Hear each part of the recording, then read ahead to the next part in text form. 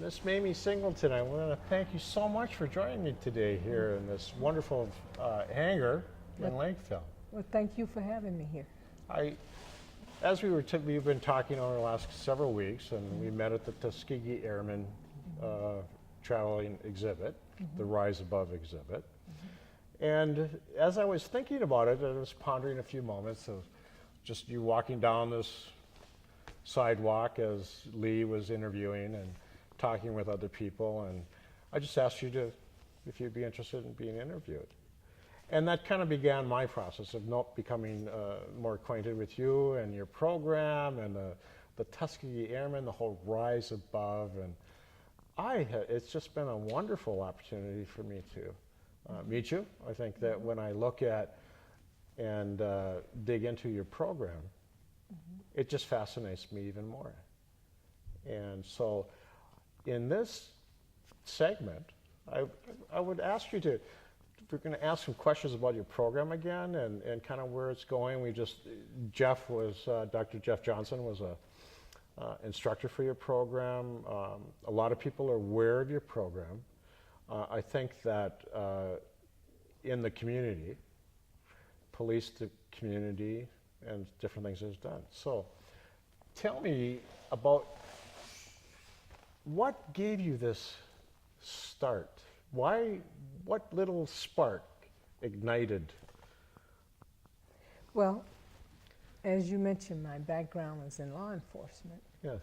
And there were two things that I wanted to do as a young teenager. And one was to be a police officer, and the other one was to go to college. Okay. And I had said, whichever one come first, that's what I was going to take at that time. And so I had a scholarship to go to McAllister College. That came forward before my opportunity to get into law enforcement, because I had taken the exam to get on the Washington, D.C. Police Department. But the college scholarship came first, so I came to Minnesota to college. And prior to that, I worked for the Veterans Administration Central Office right across from the White House in D.C. And I worked in the records unit, and my job was to redirect misdirected files. And so I'm going somewhere with this because after attending McAllister for 2 years or so, I still had that passion of wanting to pursue law enforcement as a career. So what I did is I left McAllister and I joined the St. Paul Police Department. And I was among one of the first women across the country that was in law enforcement that came up through the ranks of patrol. Okay. And when I came on the job, it wasn't that acceptable for women to be on the police department. And they certainly didn't want many minorities on the police department. So I had a double whammy. I was a woman, and I was also an African-American woman. And when I came on the job, I would get ridiculed of men stating to me that you're taking the position for some man that could be putting food on the table for his family, so why are you here? So I was confronted with things such as that. And so one of the questions that one of the partners that I had that was riding with me asked me that, well, why is it that you're here? So I said, well, I'm here to redirect the misdirected. I'm trying to get people that have been on the wrong course in life back on the right course so that they can have a decent life. I said, that's why I'm here. So, but anyway, that was in the mid-'70s. May I ask, what was his response to that? Well, I don't remember exactly, other than the fact that it wasn't encouraging for me to stay on the job. It was like, you need to just get off. But anyway, I progressed forward about another 20 years. So I was assigned to the juvenile unit in the St. Paul Police Department. And at that time, there had been quite a bit of gang activity coming into the city area, and drugs and that type thing. And so when school was not in session, they wanted to assign the liaison officers to the playgrounds and other areas where children would hang out, and where that the recruiters for gangs would be as well. So this particular location in D.C. was, not D.C., but in St. Paul, was the Jimmy Lee Recreation Center. And there had been some bad drug deals, had been some drive-by shootings, some young children had gotten shot on the playground, and another young man had gotten killed in a car wash a few blocks from there. Mm-hmm. So in order to make it safe, when I was assigned to work over there at the playgrounds, they had classroom space within the center. And I had said to myself, I'm not just going to be over here playing basketball and sports with these kids. I said, because it's something that's drawing these kids to these games. And they needed some type of activity to help them not be pulled into the gangs and that type thing. And so I was playing in a sandbox that was at the old Jimmy Lee Center, and I was playing in the sandbox, and I was thinking it was a bright, pretty day. There wasn't no clouds in that sky or anything, pretty blue skies. And I prayed, and I asked God for me. I says, can you give me a direction as to where it is that I should go, what I should be doing with these children? And so aviation was an interest of mine, because at one point I owned my own chartered air service.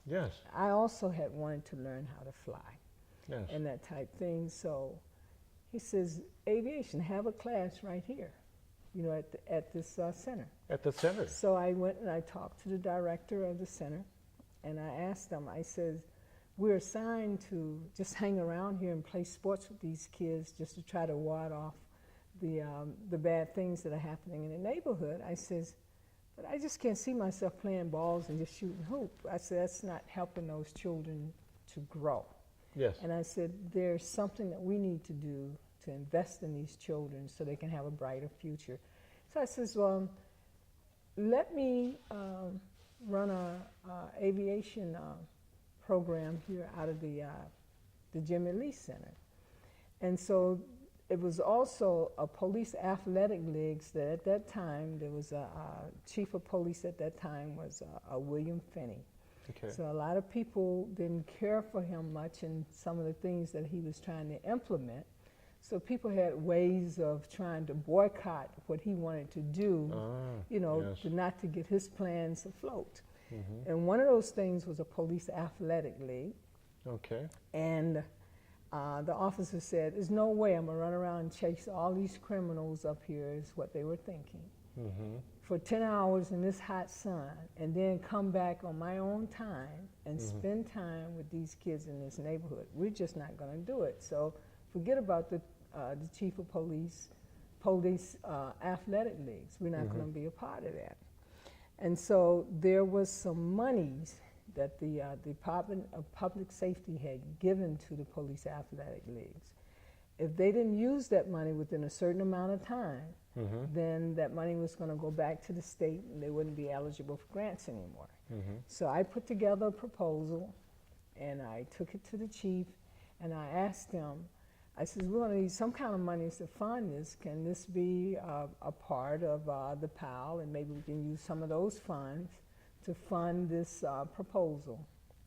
So we put everything together, and we were able to use some of those funds to run the initial aviation programs for a couple of years out of the police department. So that was back in 1993? 93, 92, 94, up in that area. So we ran that program for 2 years, and of course, they wasn't going to rewrite the grant because no one wanted to support PAL.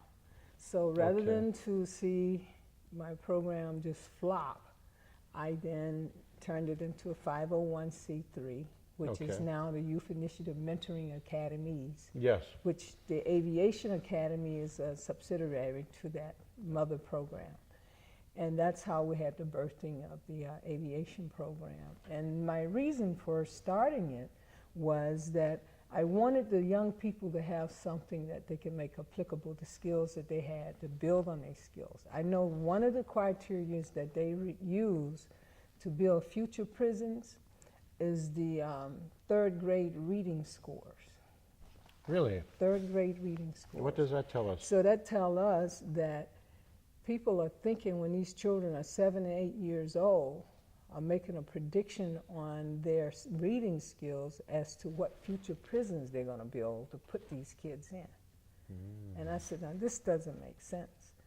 I said, here you should invest in these children. You teach them how to read very well, help them with their skills in reading, help them with their skills in math and science, all of those things that would make school interesting. Because a lot of the troubled kids in school is because the skills are lacking. And if we can help them improve on their skills and then learn how to interact with people, develop leadership skills, teach them life skills, things of that nature, that these children then can grow to be successful, great human beings. Because a lot of the acting out as a police, when we would get called to these schools on truancies and all of this type thing, fighting, you find out most of those young people lacked in their reading, math, and their science skills. Okay. It wasn't that great. May I ask, as we're talking here, the thought came to my mind that we can invest now when they're Right young, now. or we're going to invest later. Much more later. And it's going to be more costly. It's going to be extremely costly. Not only financially. In terms of all of your crimes, in terms of burglaries, your arsons, you look at All the different categories. all of those murderers, Yes. you look at those things because people are acting out because they do not have skills, or they're hungry, they do not have the finances that they need.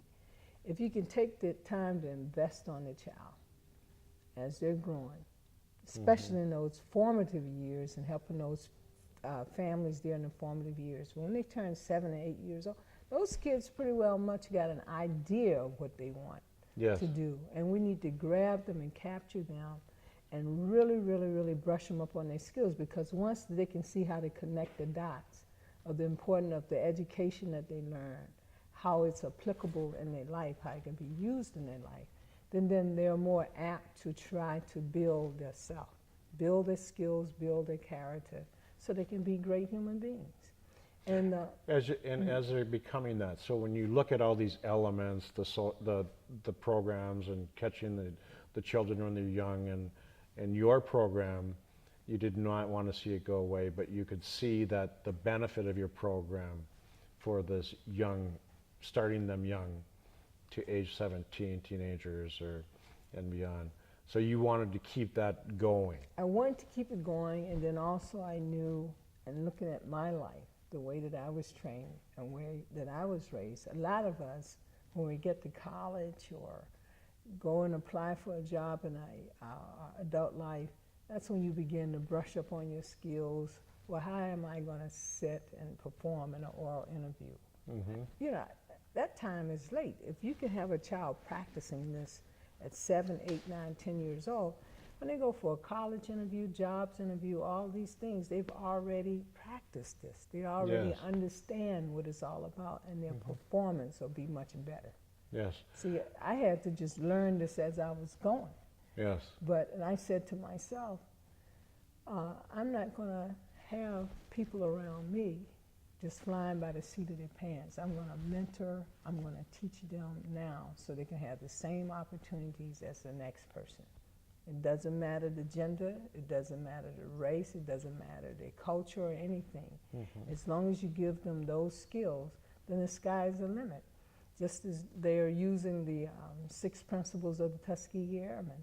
Yes. If you are prepared, if you aim high, you believe in yourself, use your brain, never quit, you expect to win, and you always be ready to go, prepared, what can stop you?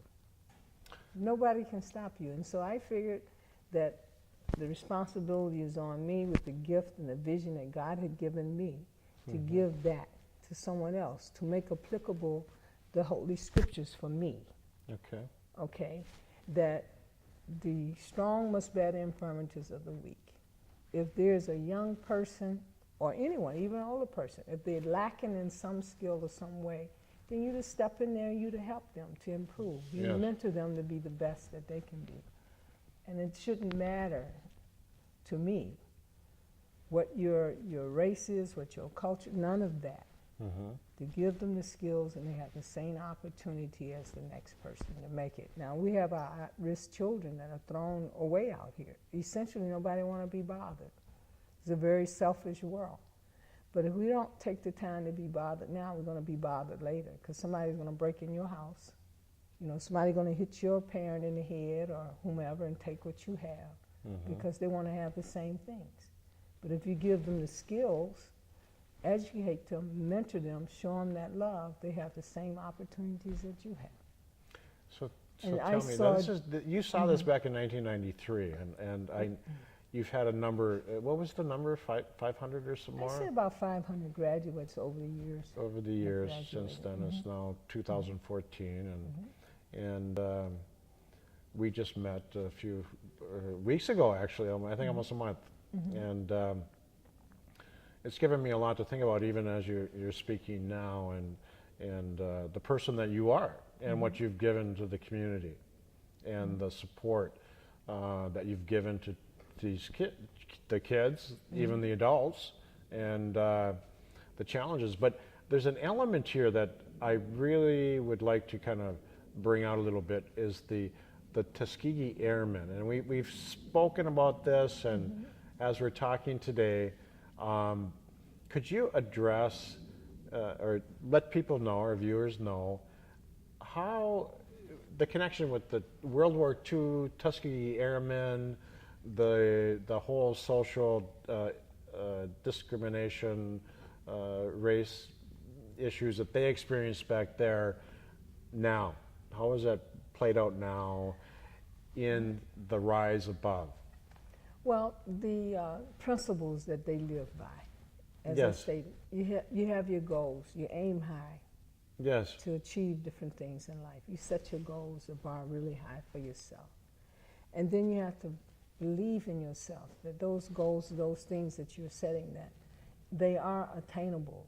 Yes. You know, there's no, and with that, I'm thinking on the spiritual level too, that your creator, or for me, God has no respect of a person. Yes. So you have to believe first. Yes. And if you believe that, then you have to use your head. Faith without works is no good now unless you're doing things. You have to prepare yourself and have your skills there. And so you're using your brain, okay? You have to be ready to go. Educate yourself. Know what it is that you want to do. Be ready to go. And you need to expect to win. When you're out there doing whatever it is that you're doing, you know that you've done and prepared yourself well. So there's no opportunity to lose. So you have to expect to win. Now, So you move forward with expectancy. when these the airmen, I've spoken with Dr. Brown, they were applying these same principles back in World War II, correct? Yes, correct. To make their lives and impact the people around them back then. Would that be a Correct. fair statement? That would be a fair statement. It's fair now, and it's fair in the future. And if you have that stopping power, if you quit, then you can't attain. You can't even use, you know, all of the dreaming you did was for nothing. So those principles work. And what's so good about it, like I said, you can look at the scriptures and see those same principles in the scriptures, you know. And if you're prepared, it's nothing that can stop you but you. So this, as your program, and you mentioned the scriptures and these different connections with the people and things like that, but it's not denominational. It's No, it's not denominational. It's just like the 6 principles. Do you see color on principle by aiming high? Yeah, that's everybody. Whether you're Indian, Yeah. whether you are Mexican, Yes. African American, white, it doesn't matter. The principle, your goals is to aim high. The goal is to aim high and got be to the use best it. you can, That's- isn't it? Exactly. And nothing can stop you but you. And you have to have the faith and believe that you can achieve, and you can do all things. So now that your program is bringing those 6 principles to Life. the people Yes. that are within the program. Yes. And from not only the people in the program, but the people that are associated with the student in the program, Correct. the parents, other Correct. mentors, Correct. and instructors like Dr. Johnson. Correct. Correct. And they see impacts that your program is having. Yes, because it takes cooperation. It's Yeah. the entire community. And nothing works, don't care what you have, if no one cooperate with you, because a lot of things you get into, like the cost of it. You really can't put a dollar amount of cost, just put it in one thing, because you look, it's way too expensive. So you Okay. have to have the cooperation of people like Dr. Jeff Johnson, like our pilot Bill Brown, different people that have the expertise and want to come and give to you their time Yes. to invest that in you. Mm-hmm. And you know, how can you put a price on that? You can't. But common sense would say, if you look at it on this end, if you don't work with the child on this end when they're 7 or 8 years old, things get way out of hand, and they're building prisons for them to put them in. To me, it just doesn't make sense for you to want to pay to keep a person locked up, incarcerated, and put away for 30 or 40 years, where you can take the time along the way and on the front end and pay for these children to get an education, or take some time to invest in them, to educate them, that they can be strong and be a viable citizens within the community. They don't have to be out there incarcerated. So you've had some graduates that, as we've talked, that you've mentioned, and I just want to make sure that we capture some of this. Now, some of these pilots are flying. Yes, we have a number of the students that have come through. Not everyone wants to be a pilot, but they might look at the adult represented mentor, and whatever their career is, they might be interested in their vocation, whatever it is. And we have pilots, we have aviation maintenance person, people that are working on the planes as mechanics. We have pastors, PhD education. Wow. All these kids, and these kids were kids that was deemed at risk. No one really wanted to spend any time with them and that type thing. They were problem kids. Just lock them up, send them to the truancy center or whatever. Just get them away from the other children so that we can teach of being undisturbed in the classroom, rather than look at what the situation is going on with that child and try to address it. And like I said, to go back, the skills are usually lacking. You know, And a so child might be hungry. Child might be hungry. There could have been something happened at home that day. A number of things. So your program is addressing those Yes. in a safe environment. Safe environment. Also, the child themselves and the adult mentor have to go through a screening process, so to make sure that there's no drugs or anything in their life, because we're role modeling real life experiences. Say, to be a pilot or to be a doctor or a law enforcer, you can't be a druggie and be on the That's force. right, that's So right, there's yes. standards that you have to. Yes. To So I meet, mean, so there is some screening that needs Yes. to go on. And if you find those things, is there anything that you? Well, you can do have with it? some referrals for them to get the help and support that they need, Okay. you know, Okay. to get off of these type things. A lot of the children are homeless. Some of them don't know where the next meal is going to come from. And if they can come around a setting, a group of people where they can learn to be friends with one another, have a little meal to eat, and then learn something about the aviation field, that's great. And the adult mentors themselves, a lot of them have not entered the realm of aviation or know what it's like to fly a plane or to get in a plane, have been a dream of theirs, and so they all are pursuing the same passion to Right. learn how to fly, learn a skill. And then there's teamwork and building of coming together. And there are things happening that you're not necessarily writing down in a curriculum that takes place, you know, and say learning how to get along with different people of different backgrounds. It happens because you're in there, in the mix, doing this. So You're you doing know it. it can be done. So it's And kind no of one a- is forcing you, it's by choice. It's kind of like no one is even thinking about, oh, that's a white guy I'm sitting next Yeah. to. Or what is this girl doing here? Yeah. Everybody is working Just together focus. as a team for a common cause to achieve the goals that we have for the group. Yes. And a lot of things work, and they begin to see one another as human beings, Yes. and they're not worried about what the outward appearances are. Wow. Mm-hmm. Well, we did start talking about airplanes and flying, and suddenly it appears that we're talking about Cultural diversity, huh? the diversity, the people coming together, and through this tool that's called aviation and your program. And I think that there's the piece that that you may talk about is, and I want to make sure it comes out, is that these students that may start at 8 years old or at 15 or at 60, and I hear somebody started at 72. Yeah. It's a tool that